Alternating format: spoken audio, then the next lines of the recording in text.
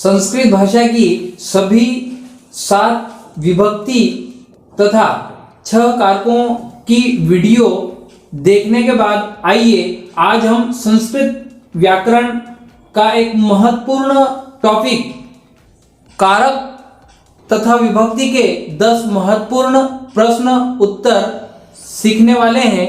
तो आइए आज ऐसे प्रश्नोत्तर पर हम चर्चा करने वाले हैं जो कंपटीशन एग्जाम में या सभी प्रकार की प्रतियोगी परीक्षाओं में अक्सर ऐसे प्रश्न पूछे जाते हैं। तो आइए देखते हैं प्रश्न क्रमांक 1।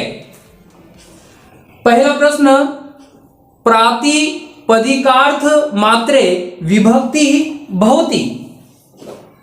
प्रातिपदिकार्थ मात्रे विभक्ति ही भवति, इसका हम देखते हैं कि प्रातिपदिकार्थ मात्र में विभक्ति होती है। 4 ऑप्शन दिए गए हैं, अ प्रथमा, ब द्वितीया, स तृतीया तथा द पंचमी। अब हम इस प्रश्न को हमने ध्यान से पढ़ा, अब हम विचार करते हैं कि 4 ऑप्शन में से कौन सा अपना सही ऑप्शन है। तो यहां हम देखते हैं कि प्रातिपदिकार्थ मात्रे ये अपना विधायक सूत्र है, कारक के विधायक सूत्र जो हमने अपनी वीडियो बनी थी प्रथमा से सप्तमी विभक्ति तक, उसमें ये विधायक सूत्र है। तो ये विधायक सूत्र प्रातिपदिकार्थ मात्रे ये प्रथमा विभक्ति का विधायक सूत्र है, इसलिए अपना सही ऑप्शन है प्रथमा, क्योंकि प्रथमा विभक्ति का ये विधायक सूत्र होने के कारण अपना सही ऑप्शन प्रथमा विभक्ति है। अब हम देखते हैं प्रश्न दूसरा, स्वधा रिक्त स्थाने समीचीनम पदम अस्ति। स्वधा यहां रिक्त स्थान दिया है, रिक्त स्थाने समीचीनम पदम अस्ति, ठीक पद कौन सा आएगा या ठीक पद कौन सा है। अब यहां हम देखते हैं, अ पितृ, ब पितृभि, स पितृभ्य, द पितर। अब हम यहां देखते हैं कि स्वधा हमने अपनी जो पूर्व में बनाई हुई वीडियो में देखा था कि स्वधा, स्वस्ति, नमः, स्वाहा, वषट, इसके योग में उपपद विभक्ति हमने पढ़ी थी, कारक विभक्ति तथा उपपद विभक्ति प्रत्येक वीडियो में। तो उपपद विभक्ति के अंतर्गत ये स्वधा जो उपपद है इसके योग में अपनी विभक्ति चतुर्थी विभक्ति होती है, और चतुर्थी विभक्ति का हम ऑप्शन यहाँ आपने देखा है अ ब स द। तो यहाँ हम देखते हैं पिता शब्द का स ऑप्शन पितृभ्य, ये अपना सही ऑप्शन रहेगा, क्योंकि यहाँ ये पितृभ्य बहुवचन है और बहुवचन अक्सर पितरों को यदि आहुति दी जाती है, पितृभ्य स्वधा यानी पितरों को आहुति देने के लिए ये बहुवचन पितृभ्य अर्थात अपना चतुर्थी विभक्ति का ये शब्द है पिता, जिसका पितृभ्य बना है, तो सही ऑप्शन पितृभ्य। अब हम देखते हैं प्रश्न तीसरा, षष्ठी विभक्ति भवति। षष्ठी विभक्ति होती है। 4 ऑप्शन, अ अपाए, ब अधिकरणे, स करणे, द शेषे। अब हम यहां देखते हैं कि प्रथमा विभक्ति से लेकर के सप्तमी विभक्ति तक यानी कर्ता कारक से अधिकरण सप्तमी विभक्ति का कारक है वहां तक जो शेष बचता है, क्योंकि संस्कृत भाषा में 7 विभक्ति होती है तथा 6 कारक होते हैं। अब संबंध कारक को संस्कृत भाषा में नहीं माना गया है, क्योंकि प्रथमा से लेकर के सप्तमी तक यानी कर्ता से लेकर के अधिकरण तक जो शेष बचता है उसमें षष्ठी विभक्ति होती है। तो यहां अपना सही ऑप्शन है द शेषे, क्योंकि अपना विधायक सूत्र में शेषे षष्ठी यानी शेष में ही षष्ठी होती है। तो यहां षष्ठी विभक्ति कहां होती है, शेषे, शेषे षष्ठी। अब हम देखते हैं प्रश्न चौथा, असंगतम अस्ति।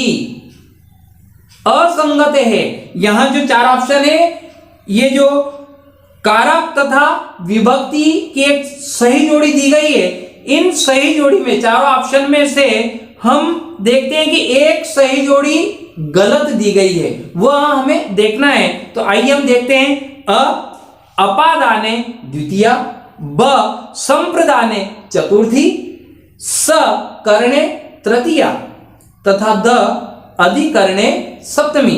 अब हम देखते हैं कि कारक तथा विभक्ति अपादाने द्वितीया, यानी ये बचे हुए ब स द ऑप्शन आपको दिखाई दे रहे हैं। संप्रदान में चतुर्थी विभक्ति होती है, करण कारक में तृतीया, अधिकरण में सप्तमी होती है। तो ये अ वाला ऑप्शन है अपादाने द्वितीया, ये उपयुक्त नहीं है, ये गलत है, सही जोड़ी में गलत दिया गया है। तो अपना सही ऑप्शन है अपादाने द्वितीया, क्योंकि अपादान में पंचमी विभक्ति होती है और यहाँ ये द्वितीया दिया गया है।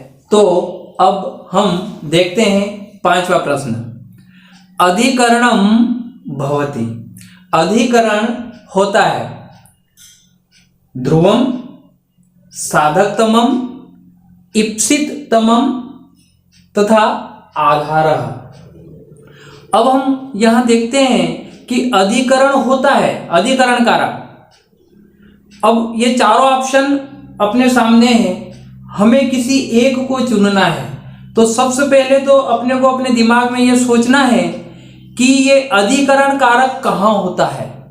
हमने सारी वीडियो ध्यानपूर्वक देखी होगी तो पता चल जाएगा कि अधिकरण कारक में सप्तमी विभक्ति होती है और उसका विधायक सूत्र है आधारो अधिकरणम। और यहां अपना द वाला ऑप्शन आधारः दिया है जो सही है। क्यों? क्योंकि आधारो अधिकरणम ये विधायक सूत्र है और आधारो अधिकरणम इसमें सप्तमी विभक्ति होती है और सप्तमी विभक्ति में अधिकरण कारक होता है। तो अपना ये अधिकरण कारक कहां होता है? सप्तमी विभक्ति, अर्थात आधारः ऑप्शन अपना सही है। अब हम देखते हैं अगला प्रश्न, छठवां प्रश्न। पंचमी विधायक सूत्रम अस्ति, पंचमी विभक्ति का विधायक सूत्र है। यहां देखते हैं साधकतमम करणम, आधारो अधिकरणम, ध्रुवम अपाय अपादानम तथा कोपि न। यहां एक चौथा ऑप्शन दिया है कोपि न, कोई भी नहीं।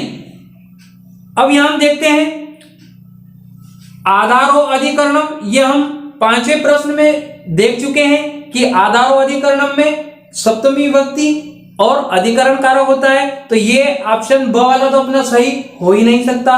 अब हम बढ़ते हैं द ऑप्शन में, तो कोपि न, अर्थात बचे क्या? स तथा अ ऑप्शन बचे हैं। अब हम यहां देखते हैं कि यहां पंचमी विभक्ति का विधायक सूत्र पूछा है।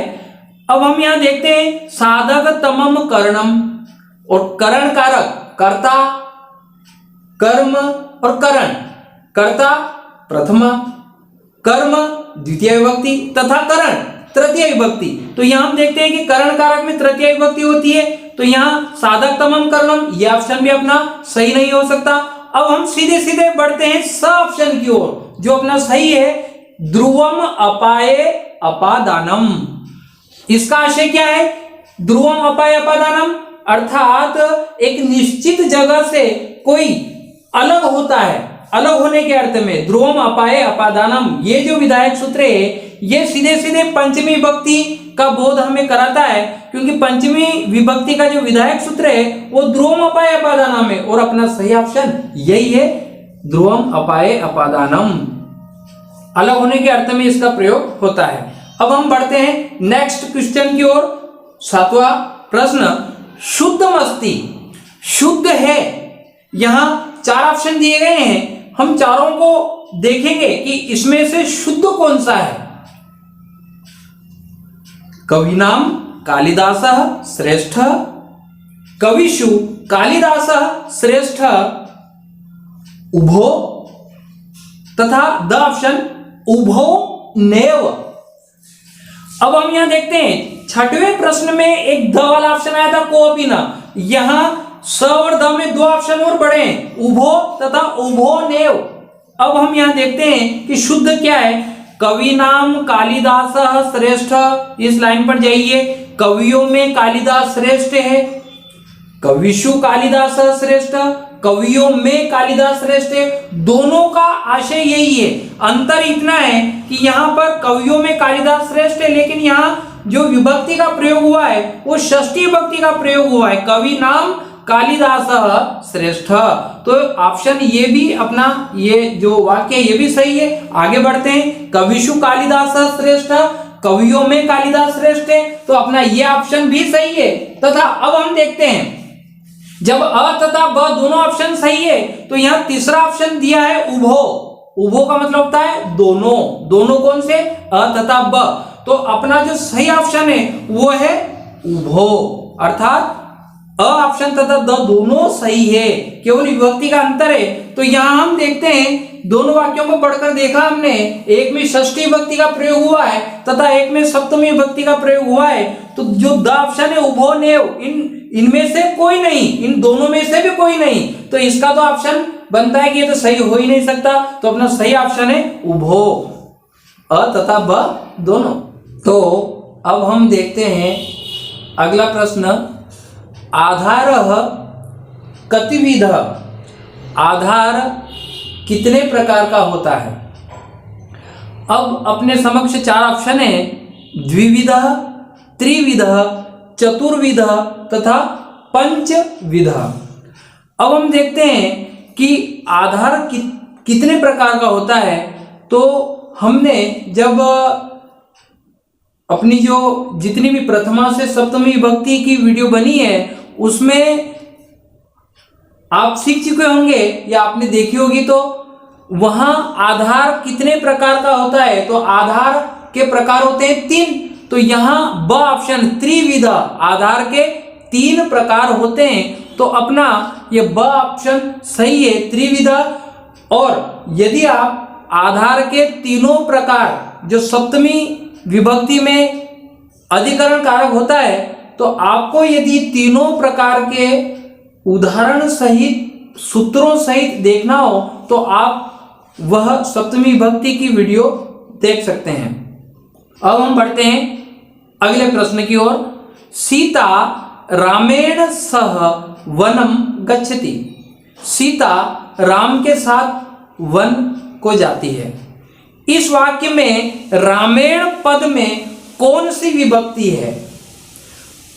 इस तरीके के प्रश्न भी प्रतियोगी परीक्षाओं में आते हैं। हिंदी में लिखा हुआ है इस वाक्य में रामेण पद में कौन सी विभक्ति है। तो अब हम देखते हैं द्वितीया, तृतीया, चतुर्थी, पंचमी। अब हम सोचते हैं कि सीता रामेण सह वनम गच्छति, यहां सह शब्द आया है, किसके साथ जा रही है वन, राम के साथ। तो सह सार्धम साकम के योग में हमने विभक्ति पढ़ी है, उसमें एक तो होता है कारक विभक्ति, दूसरी होती है उपपद विभक्ति। तो उपपद विभक्ति में सह सार्धम साकम के योग में तृतीया विभक्ति का प्रयोग किया जाता है। और यहां यही हुआ है राम के साथ, तो सह के योग में तृतीया विभक्ति का प्रयोग होता है। तो अपना सही ऑप्शन ब वाला तृतीया।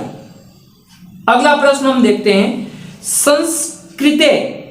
यहां कभी कभी हम गलतियों का नजरअंदाज करते हैं, इसलिए यहां एक क्रि संस्कृते विभक्तया कति, संस्कृत में विभक्तियां कितनी होती है। हमारी भाषा संस्कृत भाषा है, उसमें कितनी विभक्तियां होती है, पंच, षट, सप्त तथा अष्ट।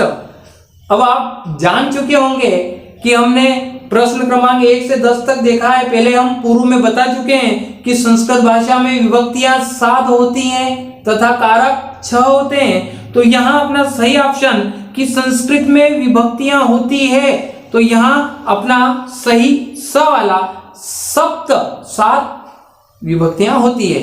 तो आप समझ गए होंगे प्रश्न क्रमांक 1 से प्रश्न क्रमांक 10 तक हमने ये कोशिश की है कि सभी विभक्तियों के किसी न किसी प्रकार अलग अलग तजुर्बे के अलग अलग प्रकार के प्रश्न उत्तर आपने देखे, सीखे, और भविष्य में होने वाली प्रतियोगी परीक्षाओं में इस प्रकार के प्रश्न यदि पूछे जाते हैं तो आप सही जवाब दे सकते हैं और अच्छे अंक अर्जित कर सकते हैं। धन्यवाद।